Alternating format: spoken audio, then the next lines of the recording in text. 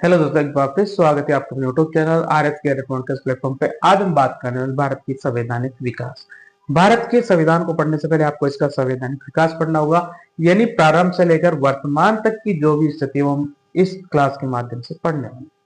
ये क्लास आपको YouTube channel पर बिल्कुल निःशुल्क मिलेगी और हम बात करेंगे कि आखिर कौन कौन से प्रश्न पिछले एग्जाम में पूछे गए और इस एग्जाम में पूछे जाने की पूरी उम्मीद है। ऐसे प्रश्न को मैं बीच में आपको बताता रहूंगा। तो हम बात करेंगे भारत में संवैधानिक विकास, ठीक है। और भारत में संवैधानिक विकास की बात करें तो सबसे पहले हम बात करेंगे 1599 ईस्वी, ठीक है। यहां से हम प्रारंभ करेंगे। 1599 ईस्वी में आखिर हुआ क्या था, क्या इसकी पृष्ठभूमि यहाँ पर बनी, पूरी क्रमबद्धता के साथ हम पढ़ेंगे, क्योंकि मैंने आपको क्लास पढ़ा। यदि आपने क्रमबद्धता से किसी भी, चाहे वो हिस्ट्री हो, पॉलिटिकल साइंस हो, कोई सा भी विषय हो, यदि आपने क्रम से नहीं पढ़ा तो आप भूल जाओगे। आपको एक दूसरे के साथ उसको जोड़ करके पढ़ना होगा, तभी जाके वो आपके लिए एक अच्छा कंटेंट होगा जिसको आप याद रख सकते हैं और आप उसको समझ सकते हैं, ठीक है। तो 1599 में हुआ क्या था कि ब्रिटेन के कुछ व्यापारी थे, इकट्ठे हुए। उन्होंने इकट्ठे होकर के एक योजना बनाए कि कहीं ना कहीं जो पूर्वी देश है, विश्व के जो पूर्वी देश है, उनके साथ हमें व्यापार करना चाहिए। क्यों व्यापार करना चाहिए? क्योंकि पूर्वी देशों के पास बहुत कुछ था जो इनको चाहिए था उस समय। यहाँ की जो वस्तुएं थी यहाँ पर काफी उच्च दामों पर बेची जाती थी, यानी यहाँ से कच्चा माल ला करके ये उन वस्तुओं का उपयोग करते थे।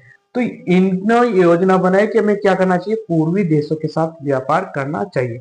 इनके लिए इन्होंने एक संस्था बनाई, एक कंपनी बनाई जिसको कहा गया ईस्ट इंडिया कंपनी, ठीक है। East India company, east India company की का निर्माण किन्होंने किया? ब्रिटेन के कुछ व्यापारियों ने एक संस्था बनाई ईस्ट इंडिया कंपनी, और उसके माध्यम से पूर्वी देशों के साथ व्यापार करने के लिए इन्होंने प्लानिंग की, ठीक है।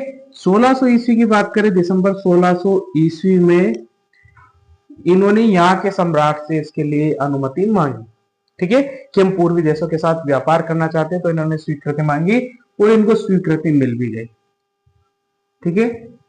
स्वीकृति मिल भी गई और ये व्यापार करने लगे, ठीक है। 1615 ईस्वी में हुआ क्या? 1615 ईस्वी में एक व्यक्ति जो इस कंपनी का था, कौन? इस कंपनी का था सर टॉमस रो।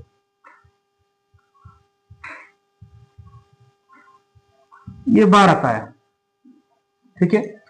व्यापार करने के स्वीकृति प्राप्त करने के लिए कहां पर आया? भारत में। कब आया? 1615 ईस्वी में ये भारत में आया। 1615 में उन्होंने स्वीकृति मांगी कि नहीं, हम व्यापार करना चाहते हैं भारत में। तो यहाँ का जो शासक था उन्होंने इनको स्वीकृति नहीं दी। 1616 की बात करें, 1616 में एक बार फिर ये घटना दोहराई गई, यानी स्वीकृति के लिए भारत आए और स्वीकृति मांगी। लेकिन इस समय शासक था जहांगीर। कौन था? जहांगीर। आने वाला व्यक्ति सेम टॉमस। जहांगीर से भी इन्होंने स्वीकृति मांगी कि हम भारत में व्यापार करना चाहते हैं, तो हमें यहाँ पर व्यापार करने की अनुमति प्रदान करें। तो जहांगीर को कुछ प्रलोभन दिए और उन प्रलोभन के कारण इन्होंने इनको अनुमति दे दी, ठीक है। तो ब्रिटिश ईस्ट इंडिया कंपनी को भारत में व्यापार करने की जो अनुमति मिली, कब मिली? 1616 ईस्वी में मिली, ठीक है। निर्माण कब किया? तो 1599 ईस्वी में ईस्ट इंडिया कंपनी का गठन इन्होंने किया था और 1616 में इनको अनुमति मिल गई भारत में व्यापार करने की। यानी ईस्ट इंडिया कंपनी ने भारत में व्यापार करना प्रारंभ किया, वो 1616 में किया। और 1616 में इन्होंने अपनी पहली फैक्ट्री, पहला व्यापारिक केंद्र खोला। कहां पर खोला? सूरत में।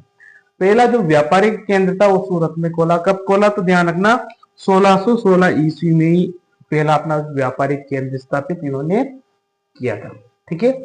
तो यहां से 1599 में ईस्ट इंडिया कंपनी का गठन हुआ। 1600 में वहां पर उनको स्वीकृति मिल गई।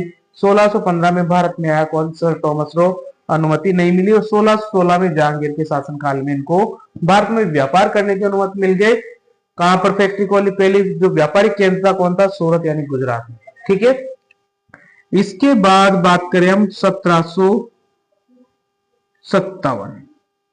ये इसलिए भी है क्योंकि हिस्ट्री में भी ये काफी इंपॉर्टेंट रखता है टॉपिक, ठीक है। देखो, 1717 में एक क्रांति हुई, ये एक युद्ध हुआ जिसको कहा गया प्लासी का युद्ध। क्या कहा गया? प्लासी का युद्ध। कब हुआ था? 1757 ईस्वी में हुआ था। ठीक है। इस युद्ध में क्या हुआ? इस युद्ध में एक तरफ तो थे बंगाल के नवाब और दूसरी तरफ थी ईस्ट इंडिया कंपनी। दोनों के बीच में युद्ध हुआ और बंगाल के नवाब सिराजुद्दौला, इधर से ईस्ट इंडिया कंपनी की तरफ से बात करें तो जो नेतृत्व करने वाले थे वो थे रॉबर्ट क्लाइव। कौन था? Robert Clive. दोनों के बीच युद्ध हुआ और बंगाल के नवाब सिराजुद्दौला यहाँ पर हार गए। कहीं ना कहीं यहाँ पर ईस्ट इंडिया कंपनी ने युद्ध को जीता। तो यहाँ पर 1757 में इन्होंने क्या करना प्रारंभ कर दिया? राजस्व वसूल करना प्रारंभ कर दिया। तो इन्होंने यहाँ पर राजस्व स्वरूप प्राप्त कर लिया। ठीक है। ब्रिटिश इंडिया कंपनी ने भारत में राजस्व स्वरूप कब प्राप्त किया? तो ध्यान रखिए 1757 ईस्वी यानी प्लासी के युद्ध के बाद ईस्ट इंडिया कंपनी ने यहाँ पर राजस्व वसूलना प्रारंभ कर दिया। ठीक है। इसके बाद बात करें तो हम बात करेंगे 1764। एक और युद्ध हुआ जिसे हम कहते हैं बक्सर का युद्ध। ठीक है। बक्सर का युद्ध। इसके बाद हुआ क्या है? इसके बाद ईस्ट इंडिया कंपनी ने यहाँ की जो राजनीतिक व्यवस्था थी, प्रशासनिक जो व्यवस्था थी, उनमें इंटरफेयर करना प्रारंभ कर दिया। यानी यहाँ पर इन्होंने प्रशासनिक स्वरूप भी भारत में प्राप्त कर लिया। ठीक है। प्रशासनिक स्वरूप भी इनको यहाँ पर प्राप्त हो गया। तो ओवरऑल कहा जाए तो यहां तक की जो घटनाएं घटित हुई, उन घटनाओं के आधार पर ब्रिटेन में इस कंपनी को नियंत्रित और निर्देशित करने के लिए कुछ कानून बनाए जिनको कहा गया एक्ट या चार्टर एक्ट। ठीक है। एक्ट या चार्टर एक्ट। इनके माध्यम से कुछ प्रस्ताव दिए गए, कुछ आदेश दिए गए, वो ईस्ट इंडिया कंपनी के द्वारा पूरे करने थे। कुछ उनकी व्यवस्थाओं के लिए किए गए थे, साथ में कुछ उनको नियंत्रित करने के लिए भी किए गए थे। उन्हीं के अनुरूप भारत में ईस्ट इंडिया कंपनी का नेतृत्व रहा। ठीक है। बाकी हम पढ़ेंगे अगली क्लास में एक्ट और चार्टर एक्ट। ये आपको 1857 के पहले देखने को मिलेगी। ठीक है। 1857 की जो क्रांति हुई उसके पहले आप चार्टर एक्ट पढ़ेंगे और 58-57 क्रांति के बाद ये अधिनियम के रूप में हम पढ़ेंगे। ठीक है। अधिनियम के रूप में हम इनको पढ़ने वाले हैं। तो कहीं ना कहीं हम टॉपिक्स वाइज शुरू करेंगे। जैसे जैसे आगे बढ़ते जाएंगे आपके संविधान के आर्टिकल, मौलिक अधिकार या राष्ट्रपति, कार्यपालिका, जो सब कुछ आने वाला है बाद में आएगा। बाकी हम जो भी कर रहे हैं वो स्टार्टिंग कर रहे हैं।